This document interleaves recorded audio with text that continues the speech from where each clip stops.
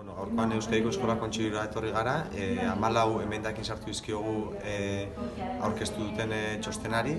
Esan beharra daukagu txostena aurreko txostenekin konparatuta bastante hobeagoa zela hainbat ikuspuntuetatik. Batetik onartzen duelako euskaran edo ebaluazioan edo segregazioa gainditzeko ditugun ezintasun nabarmenak, eta haurrezkuntza eta 0-3 zikloan doakoa izateko proposamena egin dugu eta aurrera atera da.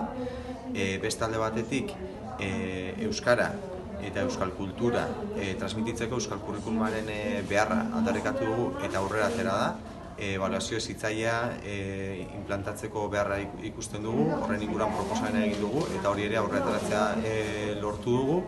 Eta esan dezakegu orokorrean gaur aldaketa positiboa eman dela Euskadiko Eskola Kontseiluan, laben ekarpena oso importante izan dela aldaketa horretan, eta aterako den informea uste dugu EAEko hezkuntza hobetzeko badituela elementu interesgarriak eta lortu dugula pausu bat egitea aurrera, eta espero dugu laben bultzada ematen jarraituko dugu aldaketa hauek indartzeko Euskal Eskola Publiko Komunitarioaren bidean eta Euskal Herrian izan dezagun hezkuntza sistema bat propioa eta burujabea.